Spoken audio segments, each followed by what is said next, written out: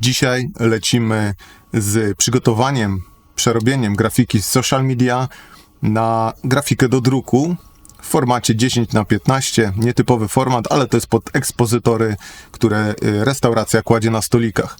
I przy okazji tego filmu pokażę Wam, o co chodzi ze spadami. To jest kolejny problematyczny punkt, gdzie ludzie pośredniczący między grafikiem a drukarnią tłumaczą, że nie dodałeś spadu lub drukarnia do ciebie, grafiku, pisze, że nie dodałeś spadów, proszę dodać spady, czy na wytycznych czytasz, proszę dodać spady, format netto, brutto. Już Wam to wyjaśniam na przykładzie przerobienia grafiki z social media na, powiedzmy, ulotkę.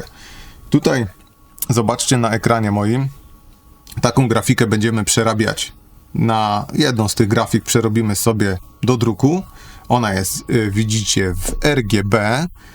Tutaj mamy na belce jest RGB, przerobimy ją na cmyk. Tu dużo nie będzie tak naprawdę, bo w większości, widzicie, to jest zdjęcie. Plus parę, tam jeden kształt wektorowy, jakieś fonty, ale fonty są białe.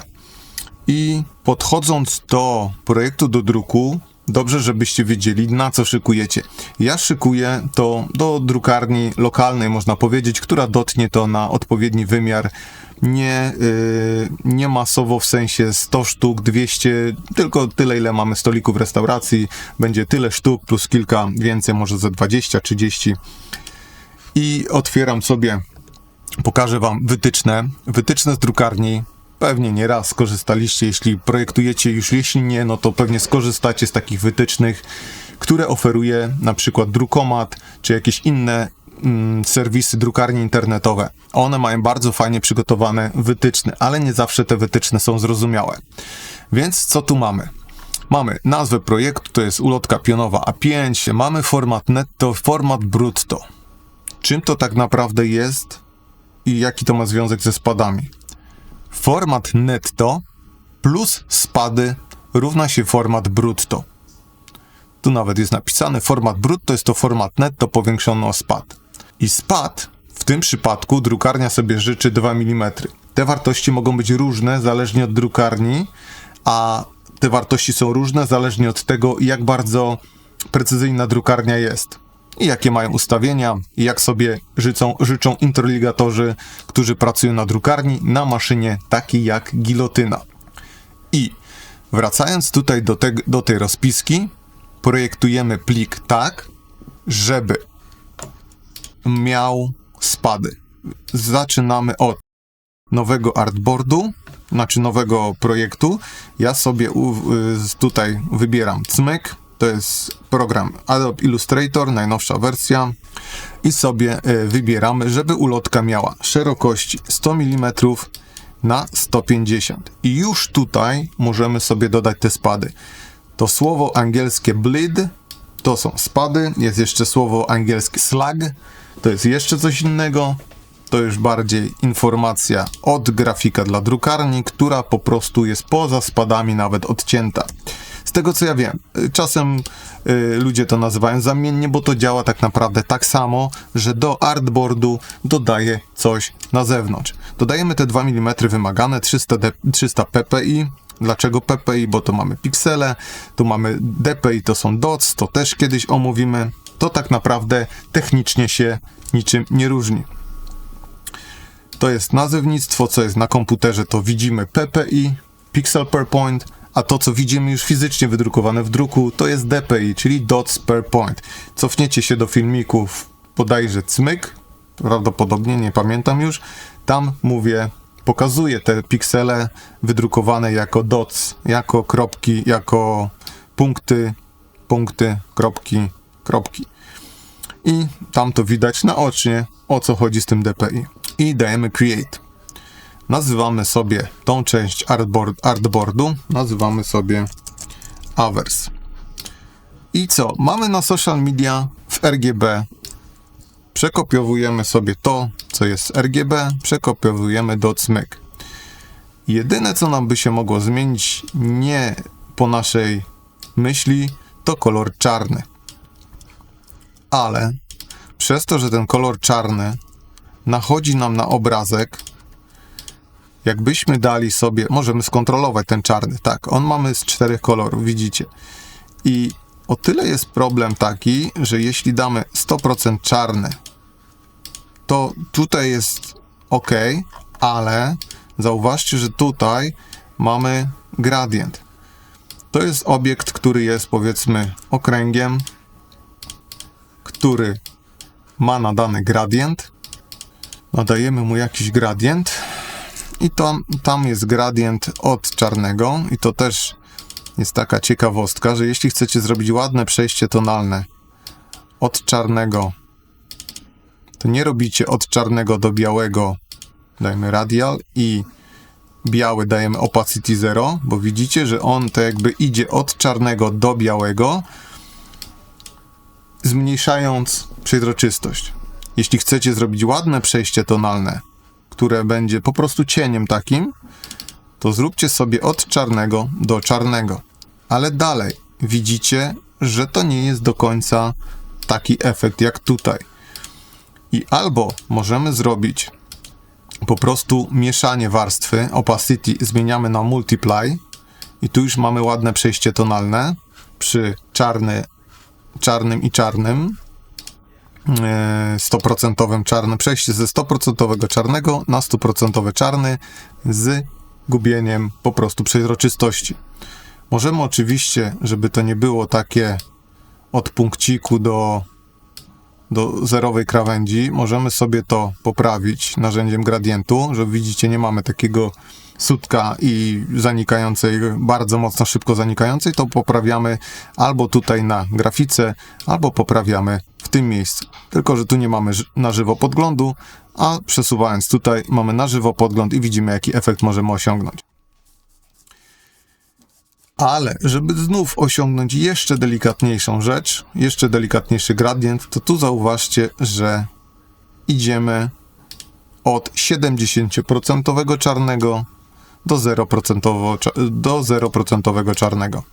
I to jest jedno rozwiązanie, które w większości przypadków powinno wyjść dobrze, ale czasem na niektórych projektach odnotowałem coś takiego, że mimo wszystko, że to jest multiply, to ciągle jest blade, ponieważ tu jest tylko jeden kolor i to mieszanie nie jest idealne. Z jakiegoś powodu tak czasem się dzieje.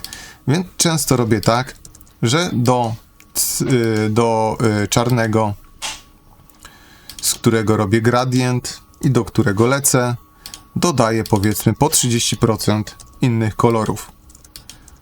Wtedy to jest ciemniejsze, to jest tak zwany rich black i jesteśmy w stanie jeszcze bardziej zlać taki gradient, uzyskując być może ładniejszy efekt. Ciężko jest to stwierdzić na takim podglądzie, ale w druku zobaczycie kiedyś, jak będziemy szykować, być może wam pokażę, będziemy szykować projekty z czarnym i pokażę wam, jak wielką różnicę robi rich black, zwłaszcza przy właśnie większych powierzchniach. Przy napisach na 99%, na pewno są jakieś wyjątki, ale daje się czarny z black czarny, a reszta 0%. A rich black się stosuje często przy większych elementach, żeby uzyskać tą piękną głębię i czerń. Tu już wracając do tematu, przerabiamy tą ulotkę. Mamy ten artboard. Ja sobie zwykle przyciągam, układam na oko i widzicie, te czerwone linie to są linie, które są formatem brutto. Linie netto są formatem netto jest linia czarna. I możemy sobie, projektując, podglądać to w bardzo prosty sposób, wybierając z menu View, Trim View, czyli po odcięciu, streamowaniu. Dajemy Trim View i mamy, widzicie, te wszystkie spady, cała powierzchnia między czarną a czerwoną linią znika. I to nam daje widok ulotki po wydrukowaniu i po odcięciu na gilotynie. I jak już mówimy o odcinaniu i gilotynie, ja wam pokażę, co to jest, żebyście sobie wyobrazili, jak działa gilotyna. Tu mamy gilotynę historyczną, służącą jako narzędzie do dekapitacji, do odcinania głowy. Jedno pociągnięcie za sznur i głowa ląduje w koszu. ale to narzędzie dało nazwę temu narzędziu. To jest gilotyna ręczna, domowa, maksymalnie 10, dla upartych 20 kartek też się przetnie, ale tutaj na precyzję nie ma co liczyć. Takie gilotyny można nawet kupić z nożem, który jest plastikowy. Sam taką posiadam, dałem się naciągnąć gdzieś przez internet, ale była tania. Ponieważ takie gilotyny, powiedzmy profesjonalne, ale domowe, do pojedynczych cięć, one potrafią kosztować nawet do 2000 zł, co jest dla mnie chore, ale jak może ktoś ma jakiś małą agencję reklamową, gdzie docina pojedyncze sztuki, no to mu się opłaci. Tak właśnie wyglądają te gilotyny ręczne do małej ilości kartek i też do małego formatu. A na drukarniach, jeśli zamówimy 2000 ulotek, 20 000 ulotek, 100 000 ulotek, bo takie nakłady są na drukarniach, korzystają z takich urządzeń. To są urządzenia już wolno stojące. Cała ta maszyna to jest tak naprawdę gilotyna.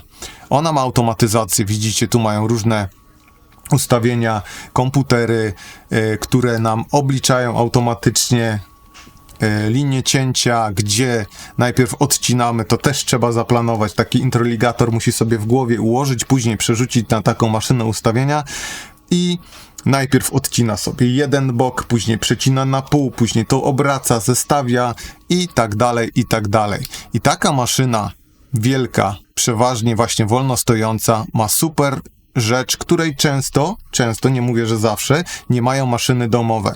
Ma docisk, który od tyłu, za nożem, najpierw opada docisk na papier, czyli tam jest na przykład 2 ryzy papieru grubości, ileś tam set sztuk papieru, kartek, czyli tych całych kart A1, B1, które wychodzą z drukarki.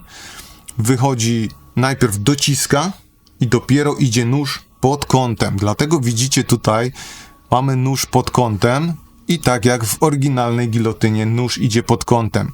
To zapewnia nam łatwiejsze cięcie, mniejszą powierzchnią, większe ciśnienie na takim papierze jest w tym punkcie i nam zapewnia równe cięcie, czyli dochodzi docisk i dochodzi docisk i przed dociskiem nóż idzie w ten sposób.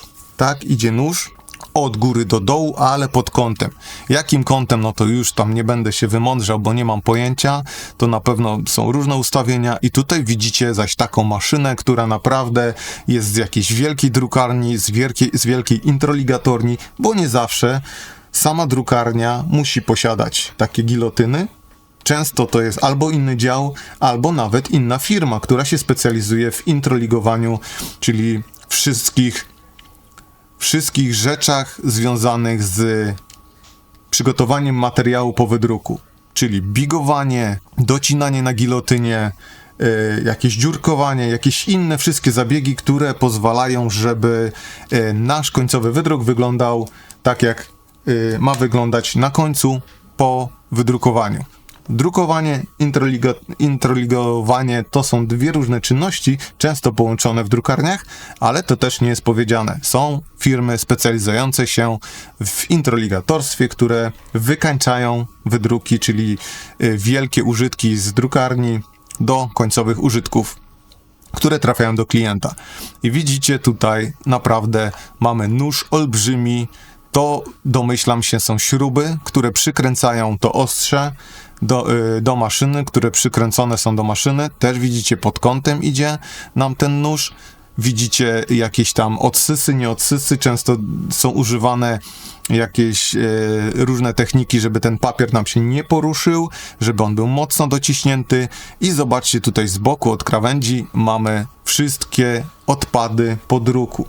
Dlatego to też wpływa na koszt naszego projektu. Jeśli sobie zażyczymy, zobaczycie, że na drukarniach różnych mają standardy A4, A5, DL i różne różniste standardowe formaty, które mają lepsze ceny od niektórych, na przykład niestandardowych. Jeśli sobie zażyczymy ulotkę kwadratową, no to cóż z tego, że sobie zażyczyliśmy kwadratową, niby mniej papieru powinno mniej kosztować.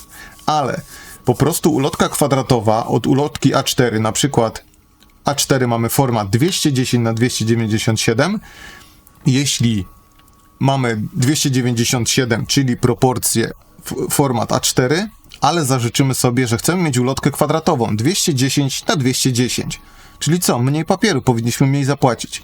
No nie do końca, ponieważ drukarnia i tak przeważnie ma przygotowane takie użytki do druku, poukłada nam to jako powiedzmy A4 i po prostu to, czego my nie potrzebujemy, ona będzie musiała odciąć i to trafi do kosza. Co nie zmienia właśnie faktu dla drukarni, że ona i tak musi drukować z formatu A4. To, że my chcemy mniejsze, odcięty, większy kawałek, no to już jest nasza sprawa i my tak naprawdę musimy zapłacić za A4, a to, co jest odcięte, no idzie do kosza.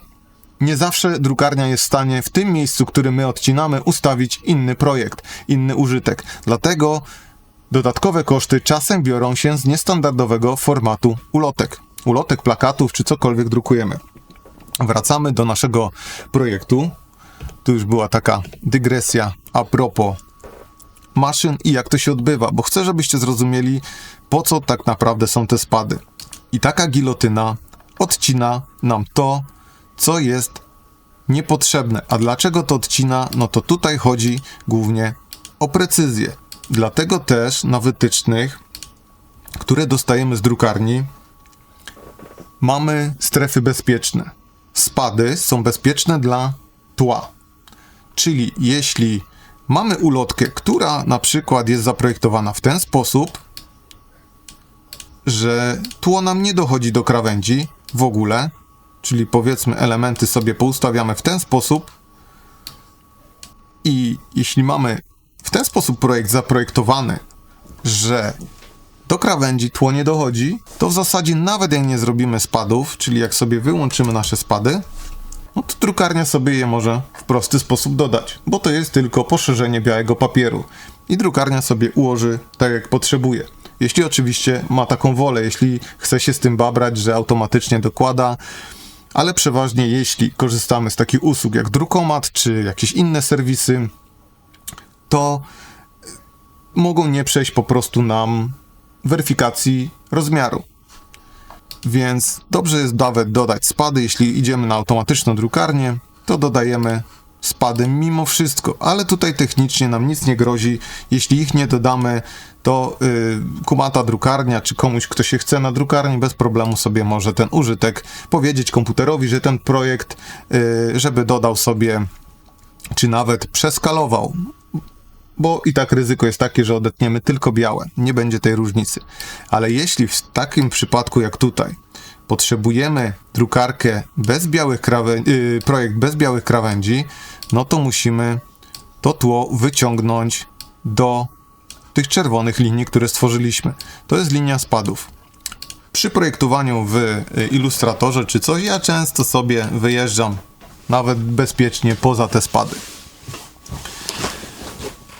I kontynuując, projektujemy ulotkę. Ja tu mam już stary fragment, w sensie jedną stronę, rewers czy awers, jedną ze stron mam już przygotowaną, więc zachowam sobie rozmiar logotypu taki jak w poprzednim projekcie. Więc tutaj podstawimy tylko nam tło, podstawimy tło, wyśrodkujemy sobie, żeby być pewnym, wyjechałem poza spady, żeby mieć pewność, że przy eksporcie, tak jak widzicie tutaj, przy eksporcie na pewno nie będzie tam jakiś piksel, który będzie wkurzał, czy drukarzy, bo czasem drukarze zauważą, że to nie jest do końca dojechane do spadów. Nie jest istotne, jeśli nawet zrobimy w ten sposób, bo i tak prawdopodobnie te 2 mm będzie odcięte. I mówię prawdopodobnie, bo po to jest, po to są te spady, że drukarnia, używając takiej maszyny, wielkiej maszyny, dociśnie sobie papier idealnie i nóż, nawet jeśli będzie troszkę stępiony, jeśli docisk nie do końca nie zadziała i kartki nam się rozjadą, to te 2 mm to jest ten bezpieczny obszar, po którym nóż może się ześlizgnąć, tak kolokwialnie mówiąc, na chłopski rozum. Nóż ma 2 mm na każdym cięciu, żeby się jebnąć nie tak jak trzeba. Oczywiście to nie są aż tak duże wartości i nóż idzie powiedzmy po tej czarnej linii, Zasymulujmy cięcie noża linią, powiedzmy tutaj damy żółtą, żeby ona była widoczna. Strzałk żółte. Nóż idzie tutaj, ale właśnie czasem to może pójść tutaj. Parę dziesiątych milimetra, nawet parę setnych. On nie zawsze pójdzie idealnie. Ma zakres właśnie odtąd dotąd, powiedzmy te 2 mm. Ma zakres lewo-prawo, żeby się ześliznąć, żeby dociąć nie tak.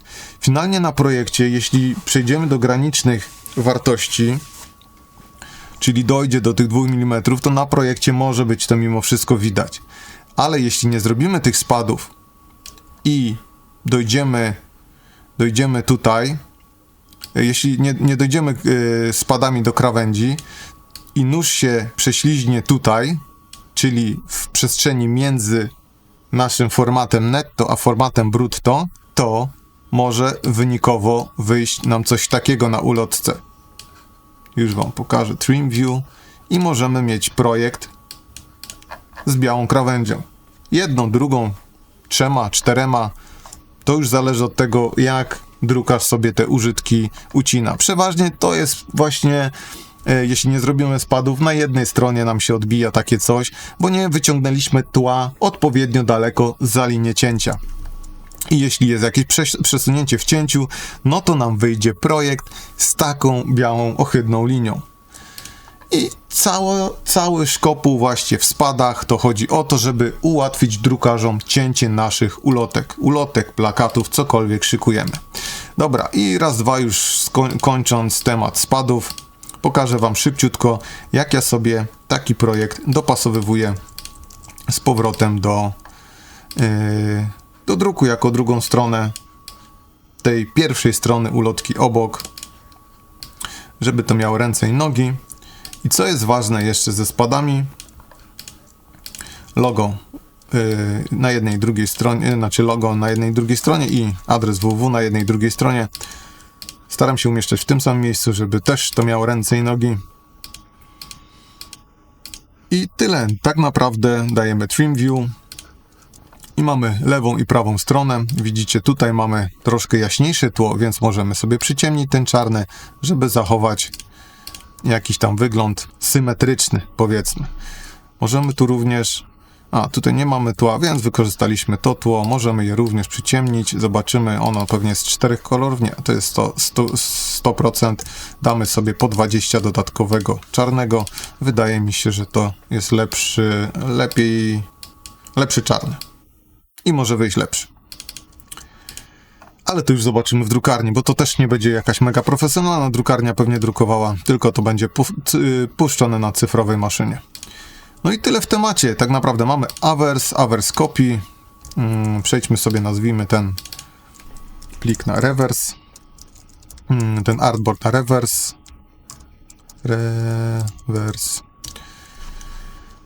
I kolejna rzecz to przy eksporcie. Mamy tutaj teksty niezamienione na krzywe. Ale możemy sobie wyeksportować to automatycznie do PDF-a. Zapisz jako PDF. Lecimy na Pulpit. Wpisujemy sobie nazwę projektu. Artboardy oba zaznaczamy. Dajemy zapisz. I tu mamy ustawienia PDF. Ja tu mam zrobione presety do zapisu projektów moich. Druk Crop Marks to jest projekt przygotowany do druku, czyli właśnie ze spadami, zawierający spady i dodatkowe jakieś elementy, które czasem drukarnia wymaga. Druk Layers to są przygotowane zaś projekty, które są w PDF-ie ze spadami, ale dodatkowo zapisują warstwy w Illustratorze, na których pracujemy. Czasem, nie zawsze też, drukarnia wymaga przygotowania projektu na warstwach, czyli różne zdobienia, różne elementy druku, właśnie customowe, czyli nie cięcia nawet, wymagają, żeby jeden na drugim na warstwach były. Ale to też nie zawsze. Dlatego standardowo szykuję sobie na druk. o tych wszystkich presetach, o tych warstwach, jakie są rodzaje przygotowania, co może drukarnia nas wymagać, opowiem na kolejnym filmiku, w kolejnych rzeczach, bo już troszkę przeginamy z czasem, już jest za długo. Więc ja sobie wybieram preset druk, ale równie dobrze, jeśli nie macie takich presetów, skorzystajcie sobie z PDF X 1a i tutaj postarajcie się sprawdzić, czy tu mamy zaznaczone Marks and Bleeds i że use document bleed settings, czyli dodaje nam te spady, te bleedy, które dodaliśmy do projektu, zaczynając projekt. Jeszcze jedną rzecz. Tutaj powinno być zaznaczone compress text and line art. I to też nie zawsze nam zadziała, ale to w następnych filmach, żebyście wiedzieli, jak automatycznie te teksty zamienić na krzywe i czemu czasem automatycznie się nie zamieniają. To jest ciekawostka, to będzie w kolejnym filmie dedykowanym specjalnie do tego. Zapisujemy, sprawdzamy, jak nam plik wyszedł, gdzie on się zapisał, na pulpicie, na tym ekranie. Obserwujemy sobie, czy tu mamy teraz format, jaki był wymagany na wytycznych. Widzicie, mamy fonty niezamienione na krzywe. To w następnym odcinku. Co z tym można zrobić? Tutaj mamy 10,4, czyli prawidłowo, i 15,4, czyli również prawidłowo. W zaokrągleniu oczywiście, czyli mamy 2 mm z każdej strony na lewo i prawo i 2 mm z każdej strony u góry i u dołu. Czyli to jest prawidłowo ze spadami do odcięcia. Jedyne co, to te nieszczęsne fonty. To w następnym odcinku.